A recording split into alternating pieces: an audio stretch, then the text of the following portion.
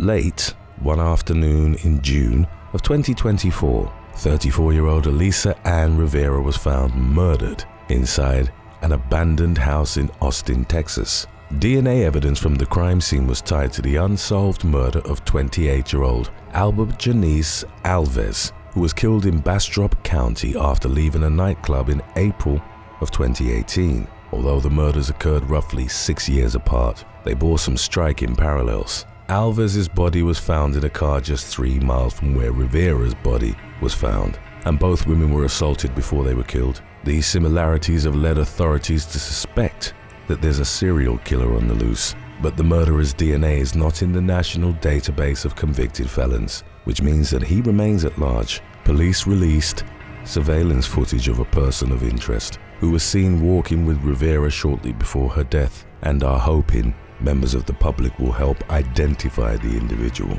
A law enforcement spokesperson said there could be more victims, and there's an ongoing investigation in an effort to identify any additional murders that could be linked to the same suspect. For now, the alleged serial killer's identity remains a mystery as the victims' loved ones grapple with the disturbing nature of their deaths. Number 13. The Little Rock serial stabber. Over a several-month period beginning in August of 2020, 4 people were stabbed in seemingly random knife attacks in Little Rock, Arkansas. 3 of the victims died from their injuries, including 64-year-old Larry McChristian, who was found dead on a stranger's porch 2 days after he was reported missing. Part of the deadly attack that claimed his life was captured on camera, but police were unable to glean any useful indicators pointing them toward the killer's identity. McChristian's neighbors pulled together a $10,000 reward for information leading to the perpetrator's arrest, but it failed to garner any case-breaking tips. About a month later, in late September of 2020, 62-year-old Jeff Welch was found dead on his front porch with a puncture wound to his neck. His cause of death was initially unclear, but an autopsy classified the case as a homicide. In April of 2021, 41-year-old Deborah Walker was stabbed 15 times, but she managed to narrowly survive her injuries after a police officer found her and rushed her to a nearby hospital. She told investigators that a stranger ambushed her while she was walking down the street. Walker described her assailant as a young, slender black male, more than 6 feet tall. Less than a day after Walker was attacked and just a block away from where the injured woman was found, 40-year-old Marlon Anthony Franklin was stabbed to death. Following Franklin's death, authorities announced that they believed all 4 attacks were committed by a serial killer. The crimes were all committed between 1 and 4 a.m., and the victims were all targeted while walking alone. Law enforcement offered a $20,000 reward for information leading to an arrest. In the meantime, both police and civilians increased their vigilance on the street, but the killer continues to elude the authorities despite coming face to face with the surviving victim and being connected to the crimes through surveillance footage. Number 12. The West Mesa Bone Collector. A woman was walking her dog along New Mexico's West Mesa in the Albuquerque region in 2009 when she spotted human bones scattered on the ground. The skeletal remains belonged to 22-year-old single mother of 2, Michelle Valdez, who had gone missing 5 years earlier. She was 4 months pregnant with her 3rd child when she vanished while working as an escort in a notorious housing project community nicknamed the War Zone. During a search of the area where Valdez's bones were found, police uncovered the remains of 11 more missing women, most of whom were of Hispanic origin and worked as escorts prior to their disappearances. The victims went missing over a roughly 4-year period, started in 2001. Selania Edwards ran away from Oklahoma in August of 2003 and was last seen in the company of 3 other courtesans in April 2004. 27-year-old Evelyn Salazar and her teenage cousin, Jamie Barella, vanished later that month after attending a family gathering. 24-year-old Doreen Marquez, 22-year-old Monica Candelaria, 24-year-old Virginia Cloven, 32-year-old Cinnamon Elks, 24-year-old Julie Naito, 26-year-old Victoria Chavez, and 28-year-old Veronica Romero were murdered between 2003 and 2005. Most of the women had been lost to the streets by the time they went missing and were selling their bodies in order to finance their addictions. But they had loving families who were searching for them while reportedly receiving little to no help from law enforcement, leading to allegations that police simply don't care about women of color who had fallen captive to their vices. The missing women's relatives accused the authorities of overlooking tips that they phoned in and claimed that it took detectives months to get back to them when they sought updates on their loved one's case. Following the discovery of the victims' remains, the police chief at the time, Ray Schultz, denied that the cases were ignored, claiming that some of the investigations were hampered by months-long delays in the women being reported missing more than 15 years after the bodies were found. The victims' deaths remain shrouded in mystery. The remains were too decomposed to definitively determine a cause of death, but authorities believe that at least some of the women were murdered at the hands of a serial killer who remains at large to this day. At least 3 suspects have been investigated, but there wasn't enough evidence to bring charges, and the murders remain unsolved. Number 11. The Eastbound Strangler. In late November of 2006, the skeletal remains of 4 women were found in a drainage ditch behind the Golden Key Motel in Egg Harbor Township, New Jersey. 42-year-old Barbara V. Bridle, 20-year-old Molly Jean Diltz, 35-year-old Kim Raffo, and 23-year-old Tracy Ann Roberts had all gone missing within a month of being found dead. The bodies were all placed face down about 60 feet apart from one another, with their arms spread apart and their faces pointing east. All the deceased women were clothed with their socks and footwear removed, and at least 2 of the victims were strangled to death. Police believe the women were lured away from nearby Atlantic City, where at least 3 of them worked as escorts. There have been several persons of interest, including 41-year-old repairman Terry Oleson, who was reportedly staying at the motel for free when the bodies were discovered. His girlfriend told investigators that they were having a domestic dispute, and law enforcement found cameras and inappropriate photos of the girlfriend's daughter in Oleson's room, but he was never connected to the murders through DNA, and no charges were brought against him. Another man named Eldred Raymond Burchell was suspected of being the so-called Eastbound Strangler after he confessed to the murder of another escort in the local area,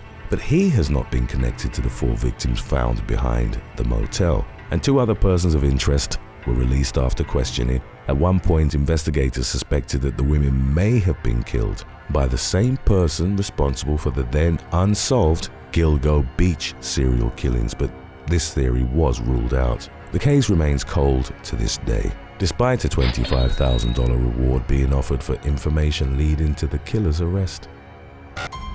Number 10.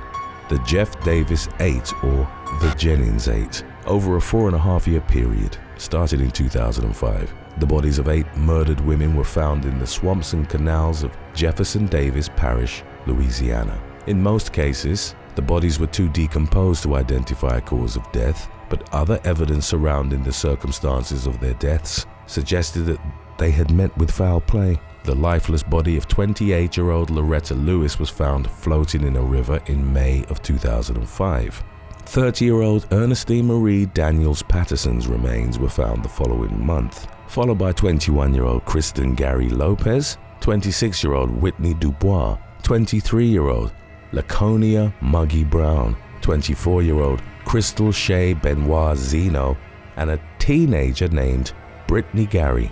The final victim, 26-year-old Nicole Gillori, was found in 2009. Known as the Jeff Davis 8 or the Jennings 8, the women all had a few key things in common.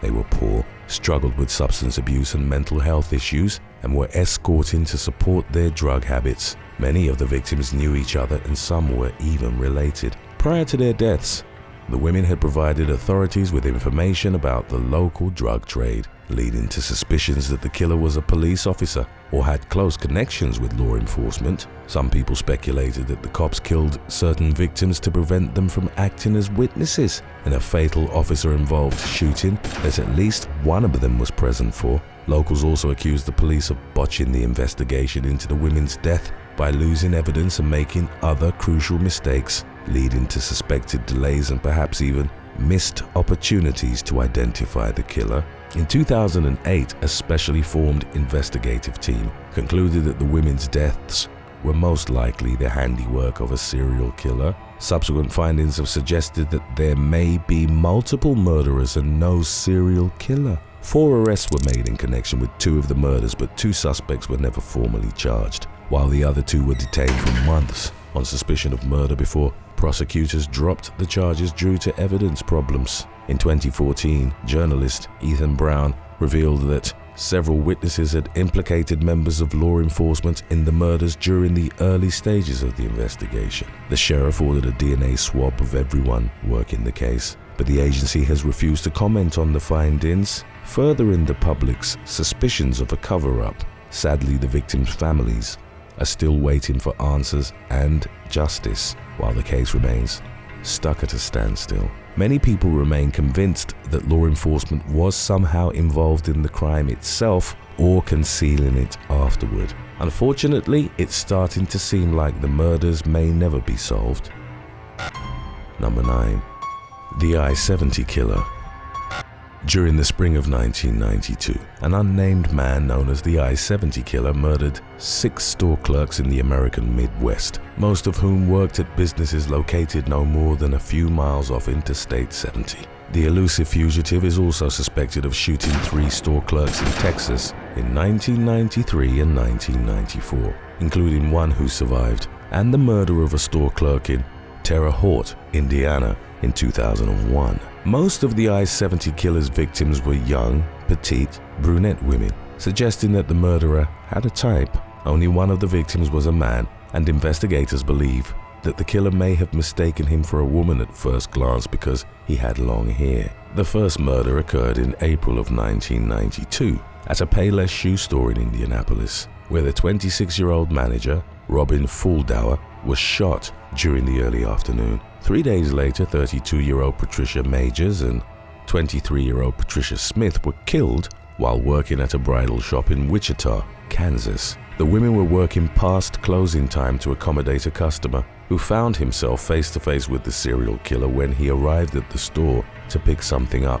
After waiting more than an hour to call the police out of fear for his life, the customer provided law enforcement with information that was used to make the first composite sketch of the I70 Killer. He described the gunman as tall and slender, with reddish hair and carrying an Uzi-like gun. 40-year-old Michael McCown became the 4th murder victim just weeks later when he was killed while working at his mother's ceramic store in Terre Haute, Indiana. Just days after that, in early May of 1992, 24-year-old Nancy Kitzmiller was gunned down at a footwear store in St. Charles, Missouri. The I-70 Killer claimed his 6th victim, 37-year-old Sarah Blessing, at a gift shop in Raytown, Missouri, less than a week later. Authorities were never able to confirm whether the murders that took place in Texas and Indiana over the following years were committed by the I-70 Killer, but there are enough similarities for investigators to believe it's possible. The I-70 Killer remains at large despite being featured on multiple popular news and crime shows, including America's Most Wanted, Unsolved Mysteries, and People magazine investigates. Police have never named any suspects, and the case is considered cold. Number 8. The Doodler.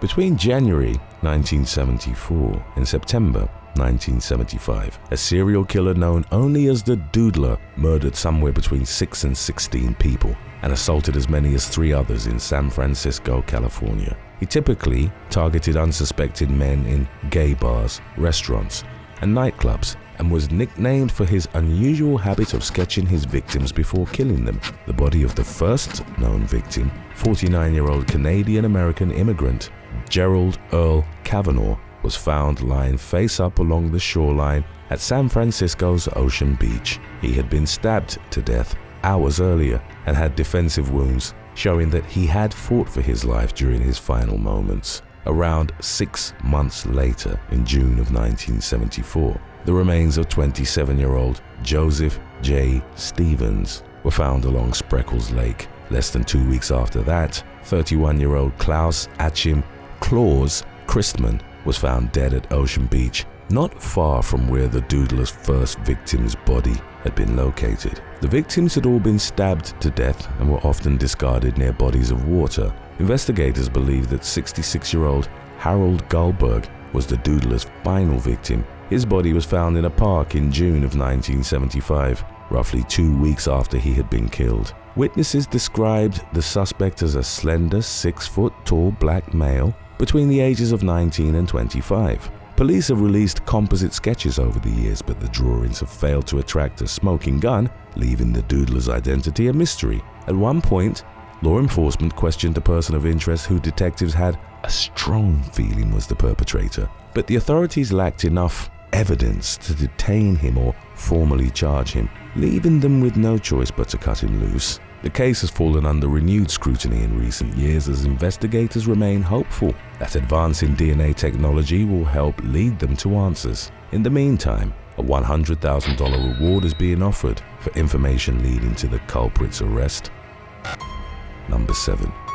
The Honolulu Strangler.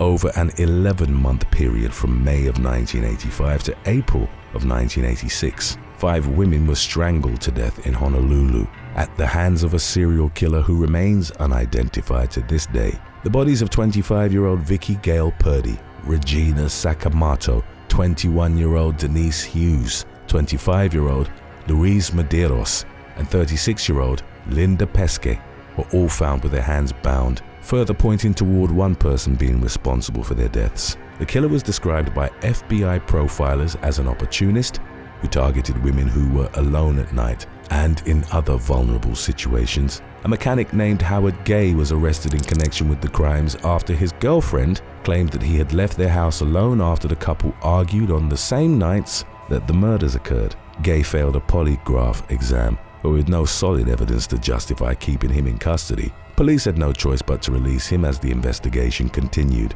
2 months after Gay's arrest, a woman chose him out of a police lineup as the man she saw with victim Linda Pesce on the night the woman was killed, but she refused to act as a witness out of a fear for her safety. Gay passed away in 2003, taking any secrets he may have had about his involvement in the murders to his grave. His suspected connection to the murders has never been proven, leaving the case of the Honolulu Strangler unsolved.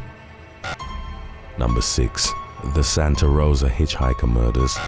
In 1972 and 1973, at least 7 women were murdered in California's North Bay region by an elusive killer in what became known as the Santa Rosa Hitchhiker Murders. The victims' unclothed bodies were all found near steep embankments, in remote areas, and in creek beds near roads. Maureen Sterling and Yvonne Weber were found deceased in December of 1972, nearly a year after they were reported missing. The young women were last seen hitchhiking in February of that year, and by the time their bodies were found, their remains were too decomposed to distinguish their cause of death. Both victims had been carried across a ditch and thrown over a 66-foot embankment, indicating that the killer was likely in good physical shape. 19-year-old college student Kim Wendy Allen was last seen hitchhiking one evening about a month after Sterling and Weber vanished. She was found at the bottom of an embankment the next day after being bound,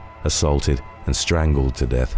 Teenage runaway Lori Lee Cursor went missing in November of 1972 and, like all the other victims, had a habit of hitchhiking from one destination to the next. Her frozen remains were found at the bottom of a 50-foot ravine about a month later. The medical examiner ruled that her death was caused by a broken neck with compression and hemorrhage of the spinal cord, indicating that Cursor met a disturbingly violent end. A witness eventually came forward claiming to have seen an injured girl resembling Cursor walking with 2 men in the area where her body was later found. The onlooker told police that the men had forced the girl into a van and sped off. According to the witness, she appeared to be physically impaired and was relying on the men to support her. Investigators theorized that after being forced into the van, Cursor fell or jumped out of the vehicle in an attempt to escape her captors and broke her neck. Her abductors left her to die along the roadside, where she would have been alive but unable to move, making for a long slow death. Carolyn Davis, 23-year-old Teresa Walsh, and a woman only known as the Sonoma County Jane Doe all met with similar ends, leading to the suspicion that the Hitchhikers had been murdered at the hands of a serial killer. There were several other murders of young women in the region during the same time period, who police believe also may have been killed by the same perpetrator. Authorities also think the serial killer may have murdered women in Oregon, Washington, Utah, and Colorado.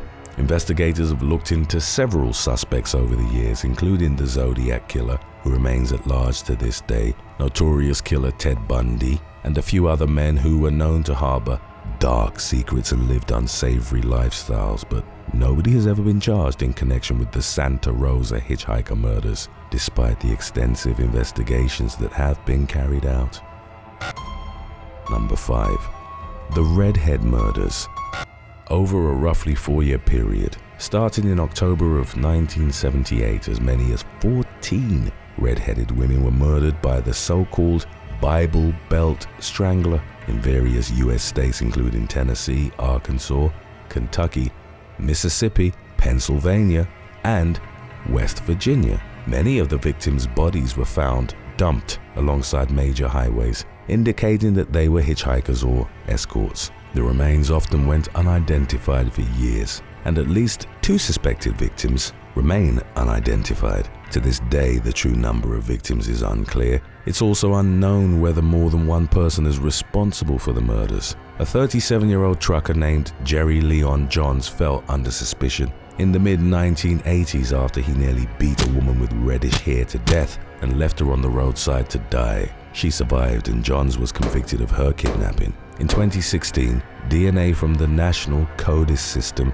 linked Johns to the murder of a woman named Tina Farmer, who had been found strangled to death along Interstate 75 in Jellicoe, Tennessee in 1985. Johns had died in prison the previous year while serving time for the abduction charge, but the case still went before a grand jury who decided that he would have been indicted for Farmer's murder if he was still alive. In January of 2024, a group of high school students in Elizabethton, Tennessee, re-examined the Redhead Murders as part of a sociology class. They identified 3 new victims whose bodies were found between 1983 and 1985, and their findings pointed strongly toward Jerry Johns as the killer in at least 6 murders. According to the most recent available updates, the Tennessee Bureau of Investigation is currently working to see if they're able to tie Johns to the killings. The outcome remains to be seen.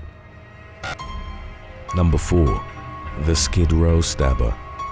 11 or more people were stabbed to death by a serial killer in the notorious Skid Row neighborhood of Los Angeles in 1978 and 1979. Known as the Skid Row Stabber, the stealthy killer operated in an area that's infamous for its large homeless population, who are frequently targeted with violence due to their vulnerability. The victims' bodies began turning up in alleyways in late October of 1978, 2 years after a different serial killer named Vaughn Orrin Greenwood, aka the Skid Row Slasher, was charged with murdering 11 people in the same area. Over a several-week period, the Skid Row Stabber claimed 6 victims, including 50-year-old Jesse Martinez, 30-year-old Jose Cortez, 46-year-old Bruce Emmett Drake, 65-year-old J.P. Henderson, 39-year-old David Martin Jones, and 57-year-old Francisco Perez Rodriguez.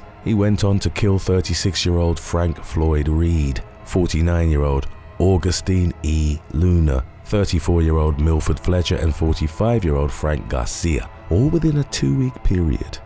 The serial killer murdered his last known victim, 26-year-old Luis Alvarez, in January of 1979. 3 friends of victim David Jones told investigators that a man had approached their group and spoke with them for several minutes before attacking Jones. They described the culprit as a 30-year-old black man with a Puerto Rican accent who called himself Luther. In early 1979, an inscription stating, "My name is Luther, I kill winos, I put them out of their misery," was found in a restroom at the Los Angeles bus terminal. Police identified several suspects throughout the investigation, eventually landing on 29-year-old Bobby Joe Maxwell, a former convict who spent a lot of time on Skid Row and had a reputation for disorderly and deviant behavior. The Skid Row stabber seemed to stop killing whenever Maxwell was in jail or prison, furthering law enforcement's suspicions that he was the culprit. He was found guilty of 2 murders in 1984, but was considered responsible for all 11 of the murders in the court of public opinion. Maxwell was sentenced to life without parole but continued to maintain his innocence, and in 2010 his conviction was overturned based on faulty witness testimony and various other factors. Prosecutors originally planned to retry the case but dropped the case after Maxwell fell into a coma following a heart attack. He never lived to see his release, and the Skid Row stabber's identity remains a mystery to this day. Number 3. The New Bedford Highway Killer. At least 9 women were killed, 2 or more disappeared, and an unknown number of victims were assaulted in Massachusetts between March 1988 and April 1989 at the hands of the New Bedford Highway Killer. All the women were abducted in New Bedford, while their bodies were found in various neighboring and nearby towns along Route 140, including Dartmouth, Freetown, and Westport. The body of 29-year-old Robin Bobby Lynn Rhodes was found along the highway in March of 1989, roughly a year after she was last seen alive. 28-year-old Rochelle Clifford Dopiorala disappeared in April 1988 and was found beaten to death in December of that year. The victims also include 25-year-old Deborah Lynn McConnell, 29-year-old Deborah Medeiros, 19-year-old Christina Montiero, 34-year-old Marilyn Cardoza Roberts, 36-year-old Nancy Lee Paver, 35-year-old Deborah Greenlaw DeMello, 26-year-old Mary Rose Santos, 24-year-old Sandra Botello, and 25-year-old Dawn Mendez. Police have investigated at least 3 main suspects, including Anthony Di Grazia, a 26-year-old construction worker who was arrested in connection with the case, but was never indicted on the charges. In 1990, a jury indicted 40-year-old Kenneth Charles Ponte in the murder of Rochelle Dopiorala. He pleaded absolutely not guilty, and the case was ultimately dropped. Ponte fell under suspicion again in 2009, when law enforcement dug up his yard in search of incriminating evidence, but nothing was found, and he died the following year. A man named Daniel Thomas Tavares Jr. was eventually convicted of the murder of one of the New Bedford Highway victims, Gail Botello, but the rest of the killings remain unsolved to this day, and 2 of the victims' bodies were never found. Today's topic was requested by Ashlyn Gamer 233 and CC Jamesable. If you have any other topics you'd like to learn about, subscribe and let us know in the comments section below. Number 2. US trucker serial killers. Former long-haul trucker Robert Ben Rhodes is one of the most prolific serial killers to make US news headlines in recent decades. Nicknamed the Truck Stop Killer, he spent 15 years traversing the country in search of victims to abduct, assault, torture, and kill inside the torture chamber he built in the back of his semi-cab. Rhodes was convicted of 3 murders and sentenced to life without parole, but authorities believe he killed somewhere between 4 and 50 victims total. But he's not the only American serial killer who hunted for prey from behind the wheel of a semi-truck. In fact, 25 former truckers are currently serving prison terms for committing multiple homicides, and these crimes continue to happen today. In his 2024 book, Long Haul: Hunting the Highway Serial Killers, author and former assistant FBI director Frank Figliuzzi revealed that at least 850 homicides in the US have been linked to US highways. 200 of the cases are unsolved and active, and federal investigators have reportedly identified around 450 suspects. According to Figliuzzi, most of the victims are women who are trafficked between truck stops throughout the lower 48 states. The suspected number of trucker-related murders became so troubling during the 1990s and 2000s that the FBI even created a special investigative unit called the Highway Serial Killings (HSK) Initiative And while murderous truck drivers represent just a fraction of the profession's population, the findings are troubling enough to raise additional concerns, including whether certain factors of the job make someone especially prone to becoming a sociopathic killer. Experts have also raised the question of whether truck driving attracts serial killer types. In his book, Figliuzzi offers several suggestions for combating these types of murders, including increased oversight, which would perhaps make it easier to identify and catch any serial killers who continue to fly under the radar and lurk freely. For now, it remains unclear whether law enforcement is actively investigating any suspected serial killers who drive a big rig. Serial killers are already bad enough as is, but what happens when they resist and start fighting back? Find out in our previous release of when shooting at cops goes wrong. Coming up right after number 1 if you haven't seen it yet. Number 1. The Zodiac Killer. The notorious Zodiac Killer murdered several people in the San Francisco Bay Area between December 1968 and October 1969. Nobody knows his exact number of victims. Some people estimate that he claimed dozens of innocent lives, but it's generally agreed upon that he killed at least 5 people, including 2 couples and a male cab driver.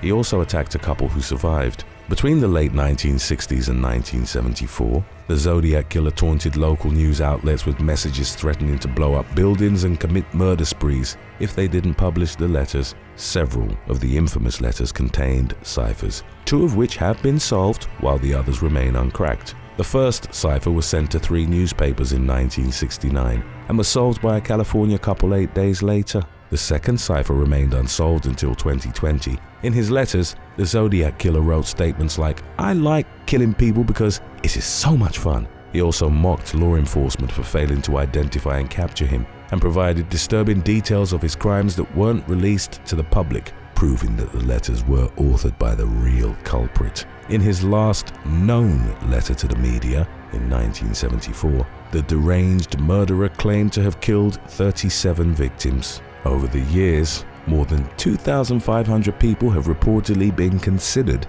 as possible suspects. Dozens of new persons of interest are named every year, but police seem no closer to catching the Zodiac today than they were decades ago. The only person who was ever officially named as a suspect was a school teacher named Arthur Lee Allen, who denied being the serial killer and was never charged in any of the murders. He passed away in 1992, but remains on several investigators' radar as the possible Zodiac Killer, along with several others who haven't been implicated or ruled out.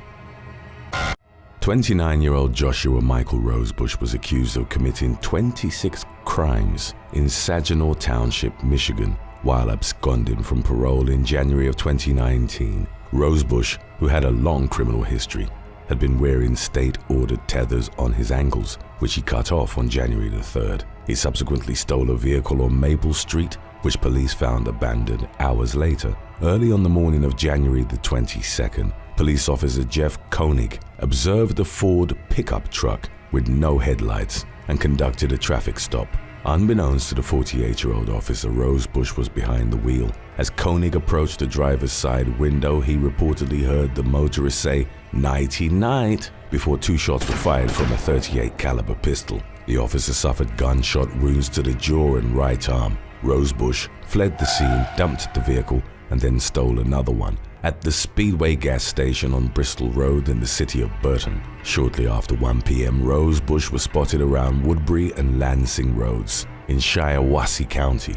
During an ensuing car chase, he fired at the police, prompting them to return fire. Rosebush sustained gunshot wounds and was eventually apprehended. He was then transported to a hospital for treatment. On October the 4th of 2019, a jury found Rosebush guilty of several crimes, including assault with intent to murder, vehicle theft, using a firearm during a felony, and other charges. On November the 27th, he was sentenced to a minimum of 75 years and a maximum of 115 years behind bars. Rosebush wasn't given credit for the time he'd already served. Additionally, he was ordered to pay $1,253.44 in restitution. Number 8. Lance Storrs. On the evening of June the 30th of 2022, 3 Kentucky police officers were killed in a shootout at the home of a man whom authorities referred to as an extremist on a mission. Deputies showed up at the residence in rural Prestonsburg with a warrant for Lance Storrs' arrest in connection with a domestic violence incident. Before deputies made contact with Storrs, the 49-year-old barricaded himself inside the home with his wife and daughter. Subsequently, the suspect opened fire on the deputies. According to the Floyd County Sheriff, it took several hours to figure out where the gunman was firing from. The deputies called for backup, and several agencies responded to the scene. In the aftermath of a 5-hour standoff, Prestonsburg Police Captain Ralph Frazier, Deputy William Petrie, and canine handler Jacob Chaffins, along with a sheriff's canine named Drago, succumbed to gunshot wounds inflicted by shots fired from Storrs' rifle. Several other officers were wounded and taken to local hospitals for treatment.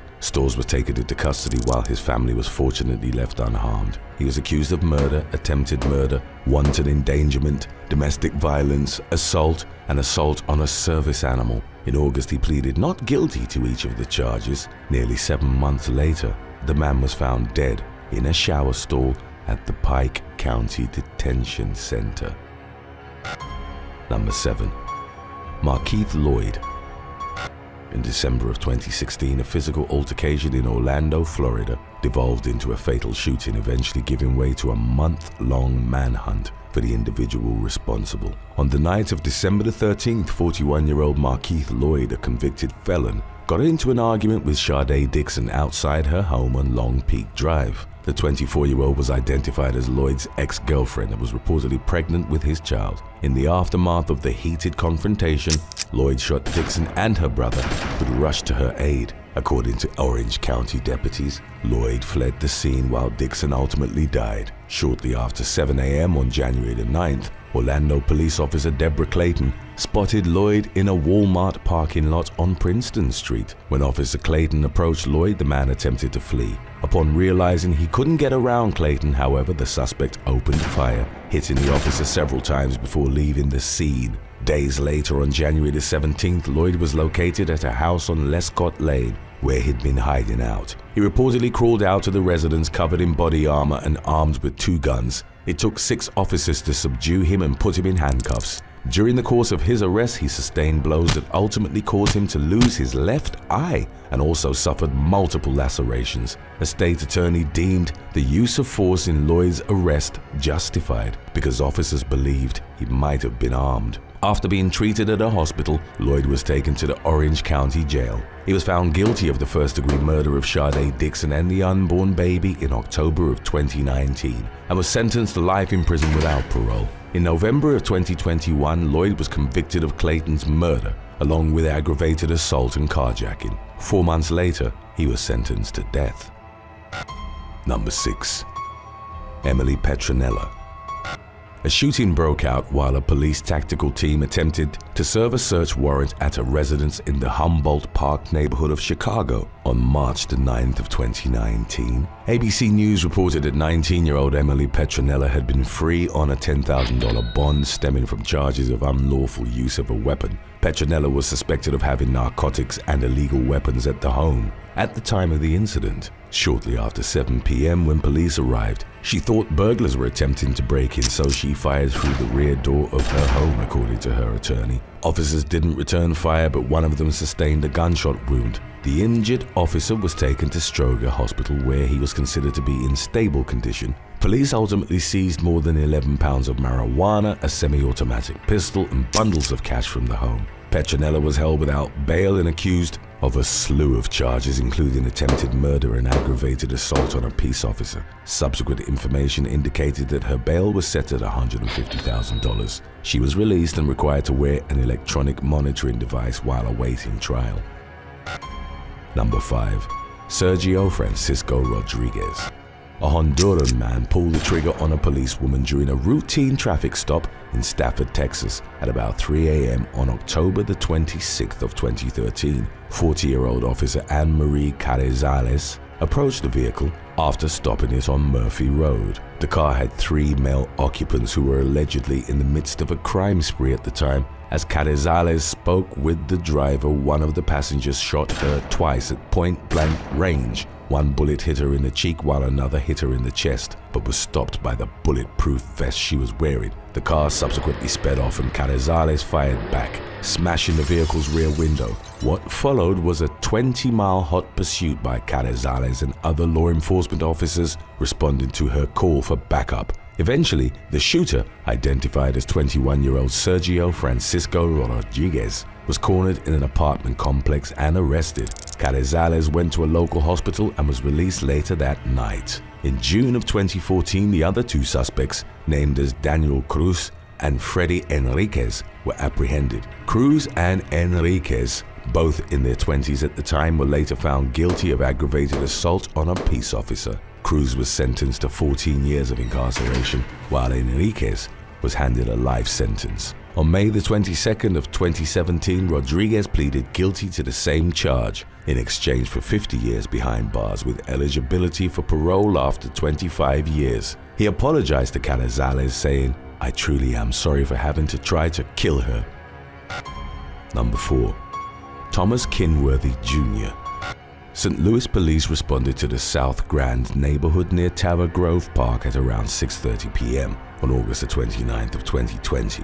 Police dispatch received reports of a man having allegedly opened fire in an alleyway.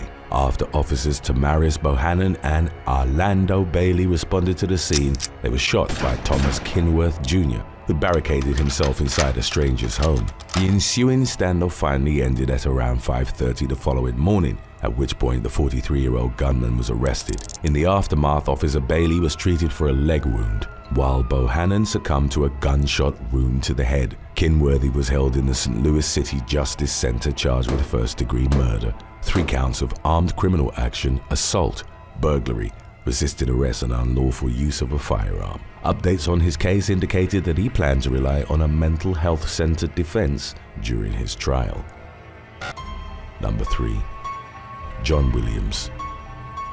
Maine resident John Williams was sentenced to life in prison for the murder of 61-year-old Somerset County Sheriff's Corporal Eugene Cole. On April the 25th of 2018, Cole was shot to death while trying to arrest 29-year-old Williams on drug charges in the town of Norwich Walk. The suspect then stole Cole's cruiser and went on the run. Shortly before 1 p.m. on April the 28th, Williams was captured near Lostbrook and Route 139. Cole's handcuffs were reportedly used in Williams' arrest. The man was subsequently booked into the Maine State Prison. 14 months later, he appeared in Cumberland County Superior Court, where a jury found him guilty of murder.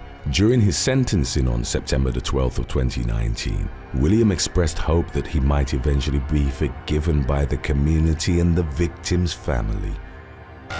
Number 2. Jason Dane Brown. Indiana man Jason Dane Brown was charged in the shooting death of Southport Police Lieutenant Aaron Allen, which occurred on July the 27th of 2017. Brown flipped his car after driving erratically, crashing it near Madison Avenue and Maynard Drive. When Officer Allen went to help, Brown opened fire, mortally wounding him. Officers believed that Brown's violent reaction was unprovoked and that he was on drugs at the time of the incident. The Indianapolis Metropolitan Police Department released Brown's mugshot, in which he appeared badly injured from the car crash. Nearly 5 years later, in February of 2022, he was found guilty of Allen's murder, as well as marijuana possession. He was later sentenced to a total of 58 years in prison, 3 of which were suspended. Number 1. David Anthony Weir. A vehicle driven by Oklahoma man David Anthony Weir was pulled over by 2 Tulsa police officers during the summer of 2020. The traffic stop took place in the 8900 block of East 21st Street on June the 29th. Weir, who was in his early 30s, was asked by Sergeant Craig Johnson and Officer Orash Zarkeshan to get out of his vehicle at least 12 times. He continually refused, so the officer deployed a taser. However, Weir wasn't subdued, so they doused him with pepper spray. When they managed to get Weir out of the car, he pulled out a gun and shot both Johnson and Zarkeshan multiple times. The officers went down enabling Weir to flee the scene in a vehicle driven by Matthew Hall. The injured officers underwent surgery, but Sergeant Johnson passed away the following day. Zarkeshan would later improve and return to active duty. Hall and Weir were ultimately arrested. The former was found guilty of 2 counts of accessory to a felony and sentenced to 24 years in prison. Weir pleaded not guilty to first-degree murder, shooting with intent to kill, possession of a firearm after a felony conviction, possession of drugs, and obstructing an officer. A Tulsa jury later found him guilty on all charges, and in May of 2022, he was formally sentenced to death for Johnson's murder. He was also handed a life sentence in order to pay a total of $30,500 in connection with his other offenses. Weir's execution date was scheduled for August the 10th, but official records indicated that his representation had filed a notice of appeal. Thanks for watching. If you could choose between receiving $10,000 or having the identity of the Zodiac Killer revealed to you, which one would you choose and why? Let us know in the comments section below.